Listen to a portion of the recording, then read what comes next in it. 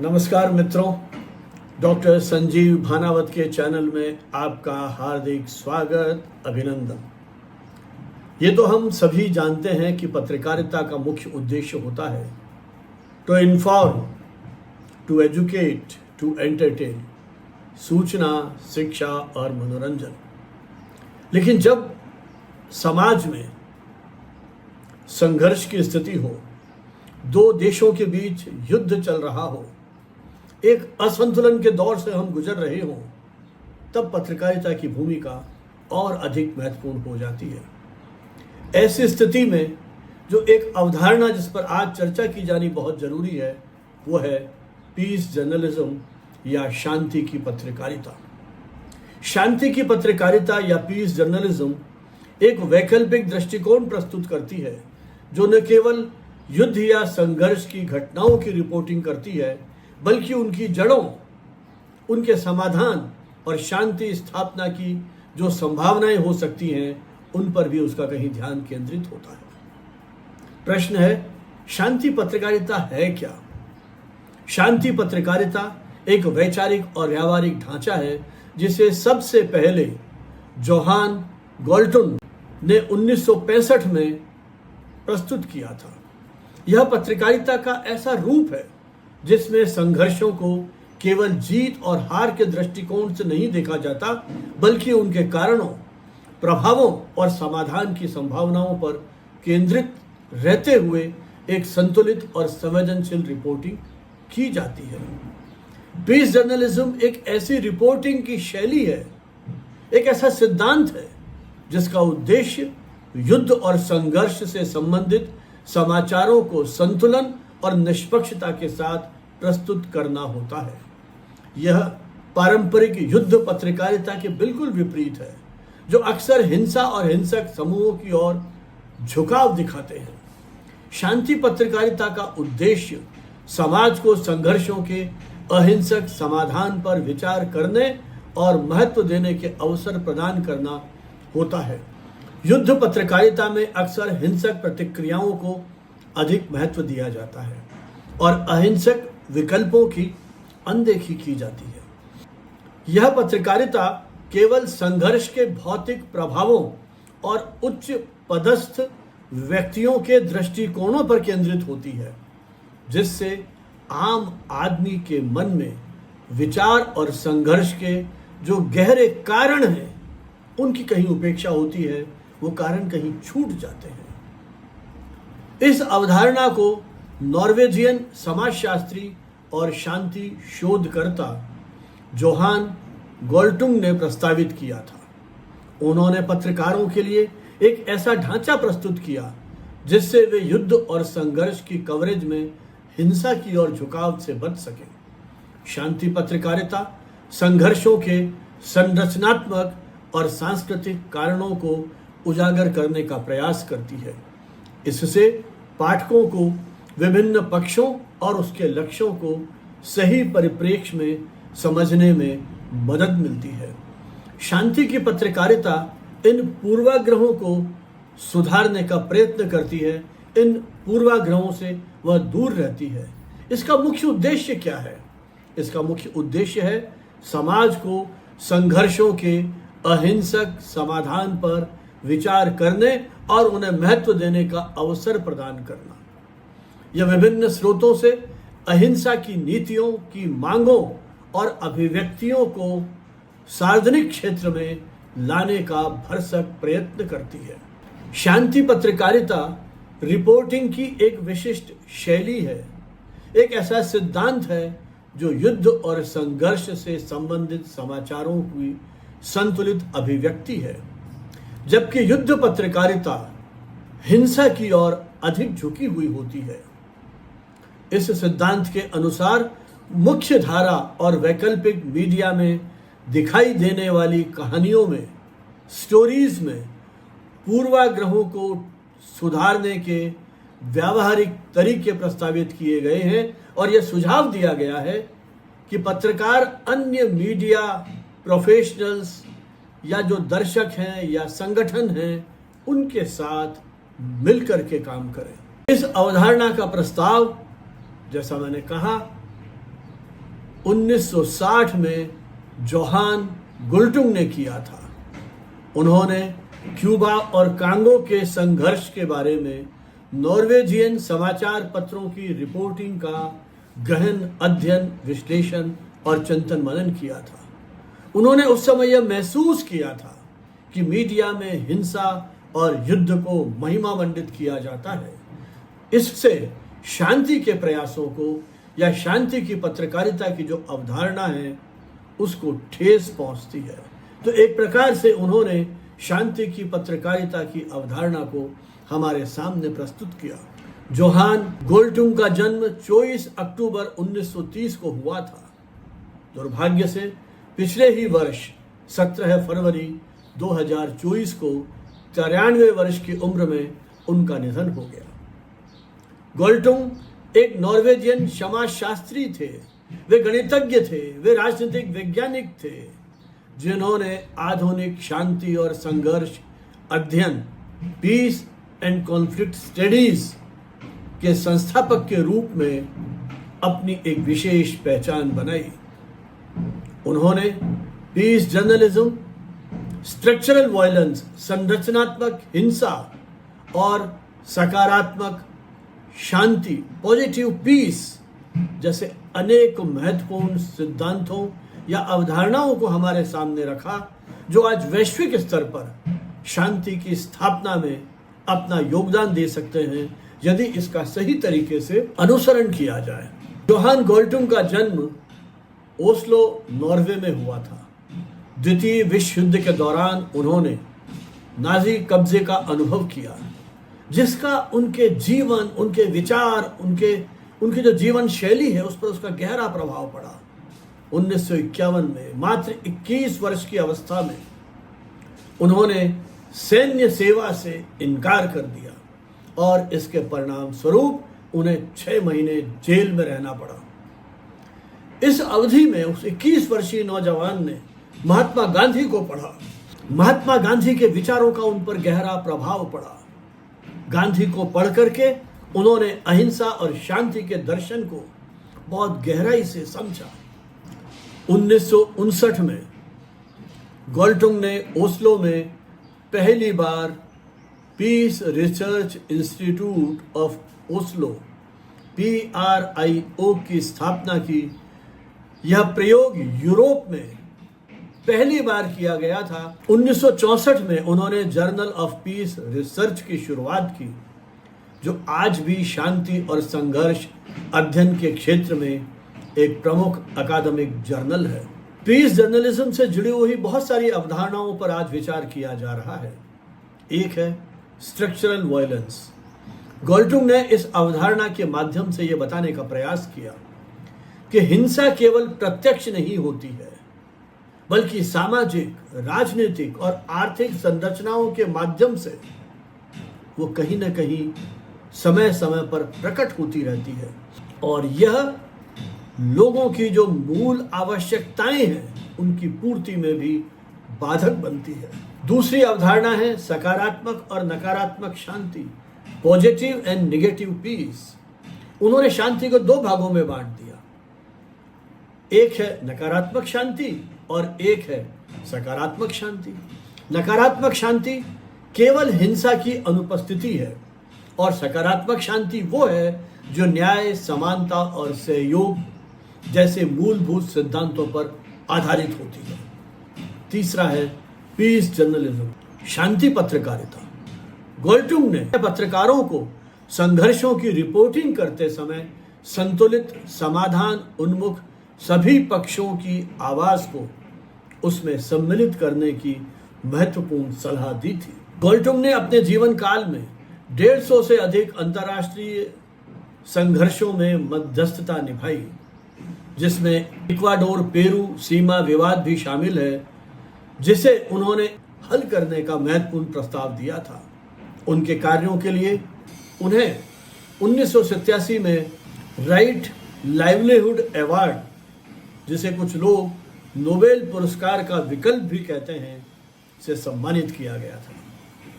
17 फरवरी 2024 को 93 वर्ष की आयु में प्रोफेसर गोल्टुंग का निधन हो गया, लेकिन उनके द्वारा स्थापित संस्थान ट्रांसेंड इंटरनेशनल और गोल्टुंग इंस्टीट्यूट आज भी शांति, विकास और संघर्ष समाधान के क्षेत्र में अत्यधिक सक्रिय हैं और उनके उन विचारों को, उनके शिक्षाओं को, उनके सिद्धांतों को निरंतर आगे बढ़ा रहे हैं। शांति पत्रकारिता की जड़ें 19वीं सदी की गैर सांप्रदायिक ईसाई शांति आंदोलनों और समाज में हम देख सकते हैं, जिन्होंने शांति पर केंद्रित पत्रिकाएं प्रकाशित की। 20वीं सदी में डोरोथी डे द्वारा स्थापित कैथोलिक वर्कर एक प्रमुख उदाहरण है, जिसने शांति पर केंद्रित पत्रकारिता को आगे बढ़ाया।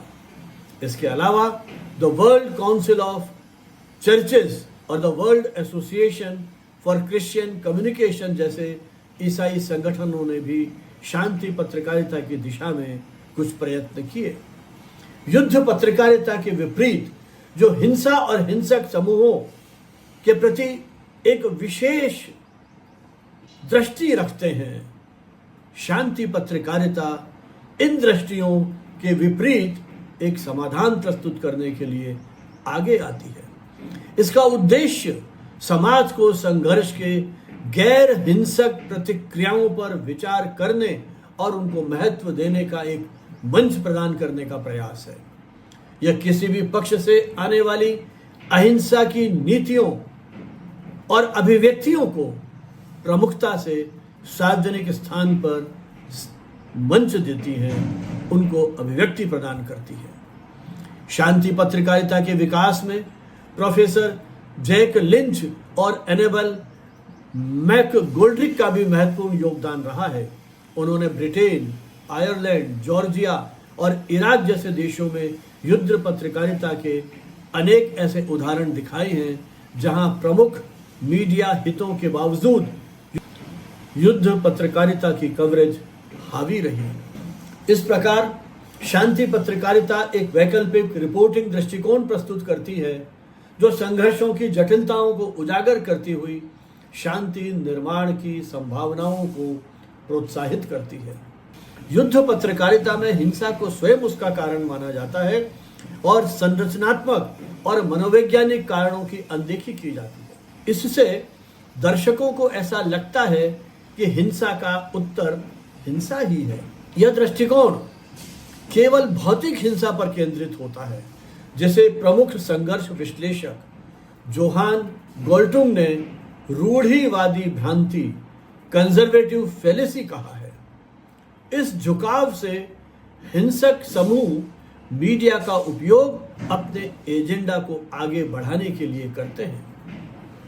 युद्ध पत्रकारिता संघर्ष को एक सीमित समय और स्थान में बंद कर देती है, जहां कारण और समाधान केवल हिंसा में दिखाई देते हैं।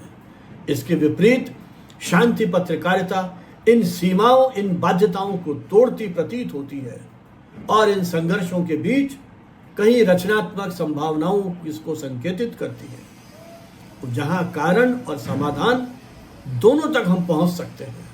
युद्ध पत्रकारिता में गेट कीपिंग की प्रक्रिया मीडिया की चयनात्मकता को दर्शाती है, जहां संपादक और पत्रकार यह तय करते हैं कि कौन सी जानकारी प्रकाशित होगी और कौन सी नहीं।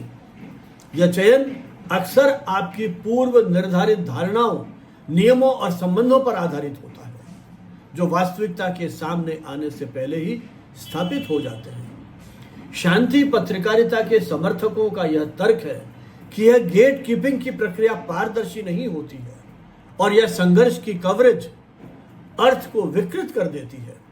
उदाहरण के लिए, सितंबर 2009 में इजरायली प्रधानमंत्री बेंजामिन नेतन्याहू, फिलिस्तीनी राष्ट्रपति महमूद अब्बास और अमेरिकी राष्ट्रपति बराक ओबामा के बीच जो बैठक हुई थी, उसकी रिपोर्टिंग में मीडिया ने मुख्य रूप से आधिकारिक वक्तव्यों और सार्वजनिक असहमति पर ही ध्यान केंद्रित किया, जबकि गैर सरकारी शांति प्रयासों की पूर्ण रूप से उपेक्षा की गई, अनदेखी की गई। तो हम देखते हैं कि युद्ध पत्रकारिता दर्शकों में भय और असहायता की भावना को बढ़ा देती है, जिससे वे प्रस्तुत जानकारी की आलोचना करने या चुनौती देने में स्वयं को असहाय या असमर्थ समझते हैं।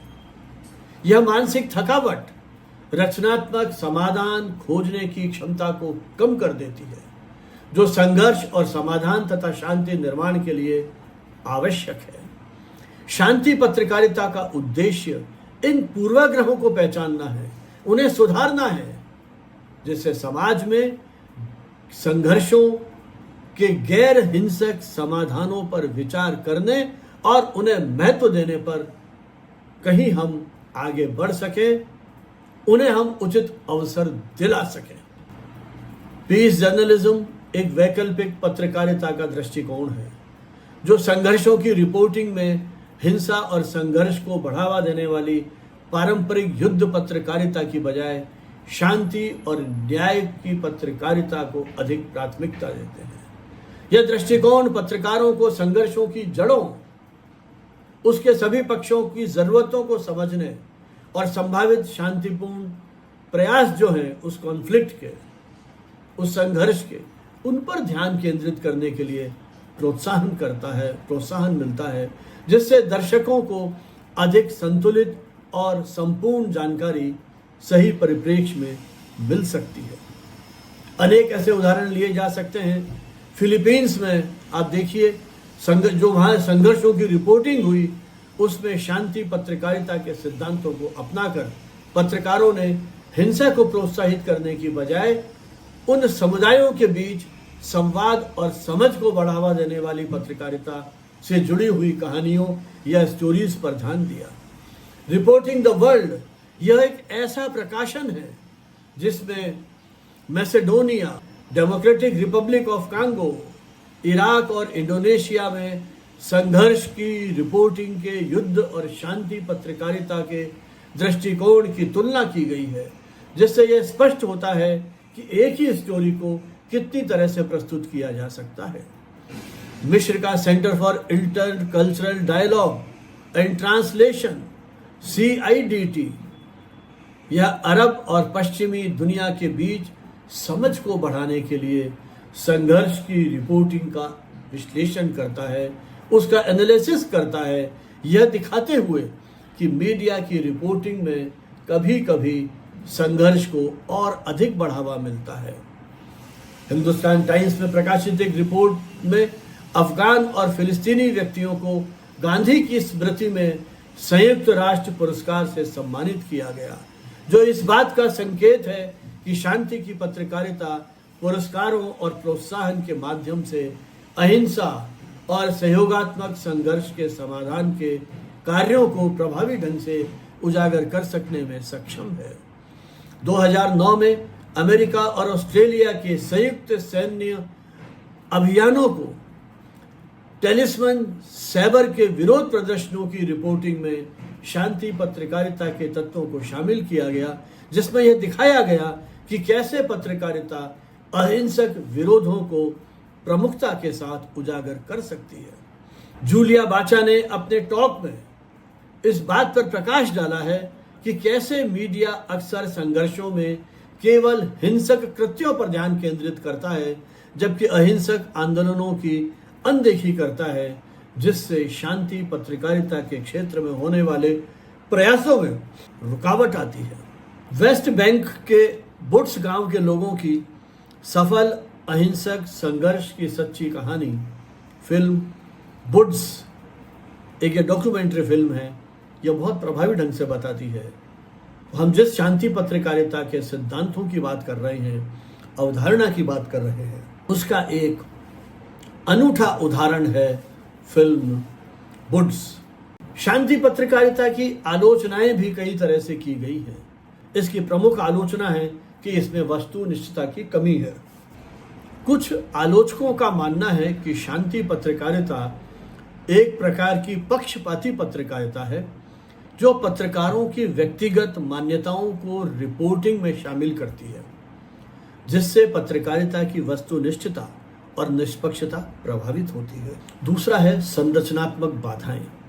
शांति पत्रकारिता की मुख्य धारा की पत्रकारिता में अनेक प्रकार की संरचनात्मक चुनौतियां हैं, जैसे मीडिया संगठनों की व्यावसायिक प्राथमिकताएं और समय की सीमाएं, जो पत्रकारों को इन डेप्थ रिपोर्टिंग से कहीं न कहीं रोकती है। मीडिया की जो ऑडियंस है, दर्शक, पाठक, श्रोता, उनकी प्रकृति अलग अलग होती है।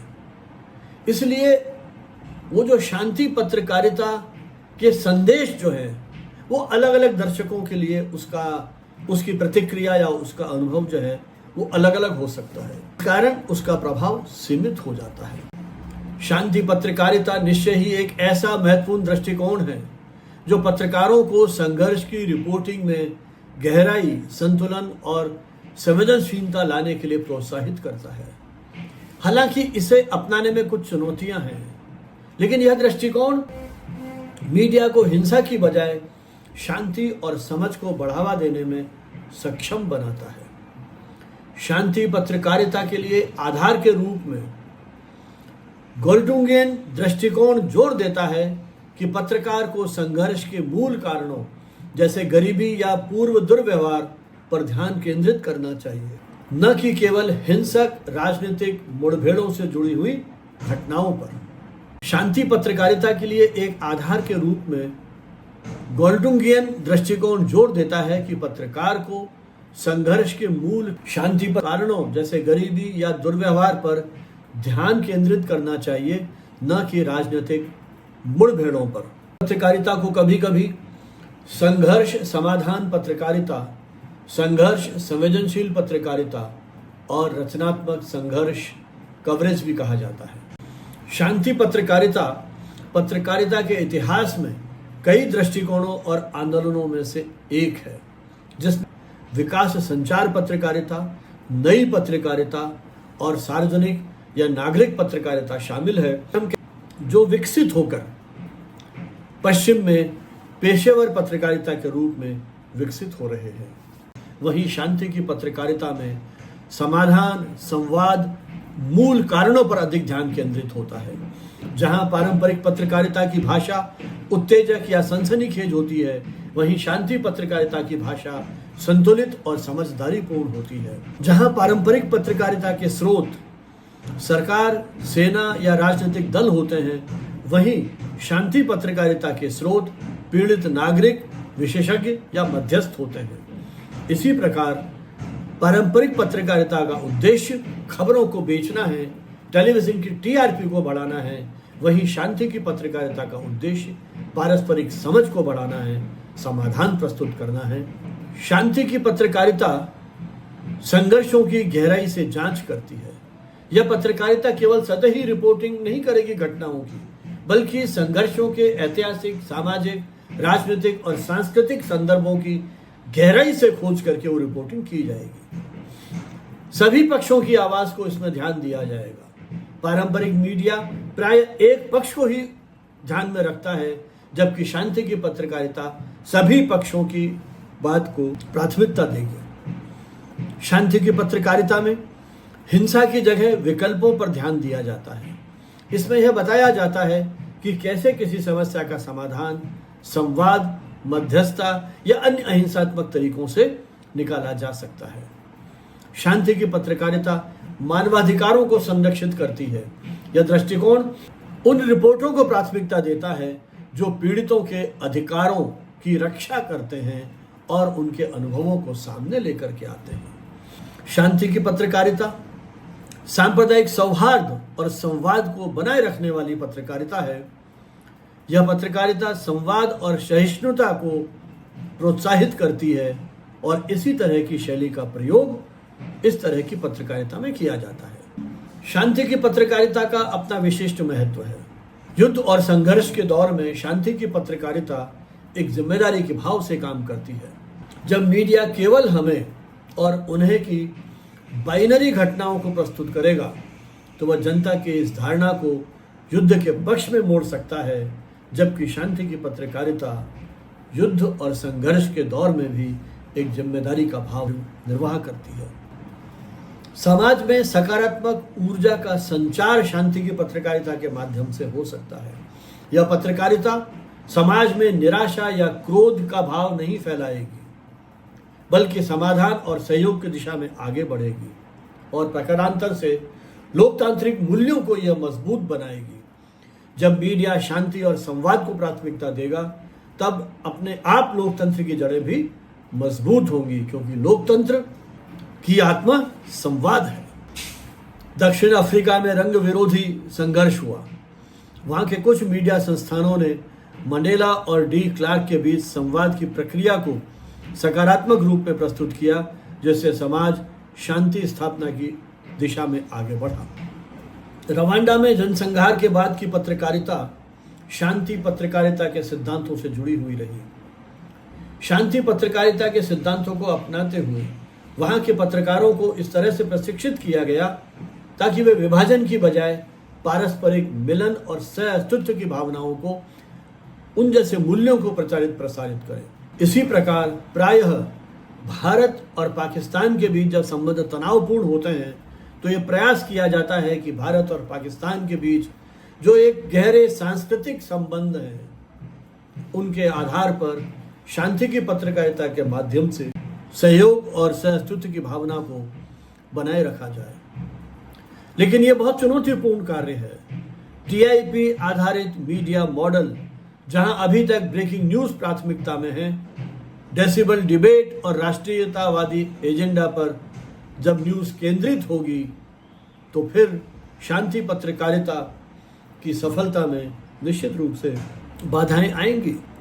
शांति पत्रकारिता को बढ़ावा देने के लिए स्वतंत्र और निर्भीक पत्रकारिता की आवश्यकता होती है, जो इस समय अनेक देशों में संभव नहीं है, क्योंकि अनेक देशों में सैन्य शासन है, तानाशाही व्यवस्था है और वहां मीडिया को किसी प्रकार की छूट नहीं है। आवश्यक है कि शांति की पत्रकारिता की अवधारणा को प्रोत्साहित करने के लिए हम इस अवधारणा को विश्वविद्यालयों के पाठ्यक्रम में अनिवार्य रूप से शामिल करें। शांति पत्रकारिता से जुड़े हुए कार्यशालाएं, सेमिनार आदि पत्रकारों के साथ बैठ करके आयोजित किए जाएं। मीडिया संस्थानों को उनके रिपोर्टिंग में क्लास जर्नलिज्म या कंस्ट्रक्टिव जर्नलिज्म और ह्यूमनाइज्ड रिपोर्टिंग के लिए उन्हें प्रोत्साहित किया जाना चाहिए।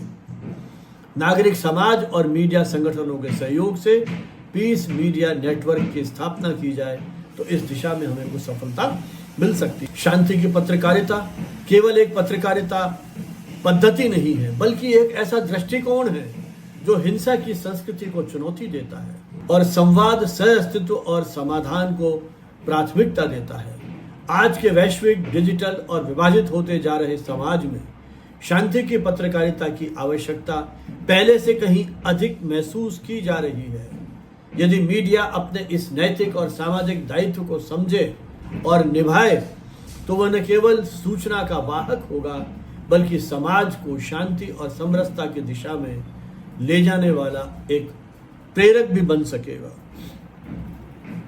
इन्हीं भावनाओं के साथ यह उम्मीद कि आने वाले दौर में शांति की पत्रकारिता की अवधारणा को और बल मिलेगा, इन्हीं भावनाओं के साथ आप सभी को बहुत बहुत धन्यवाद, शुभकामनाएं। जय हिंद, जय भारत।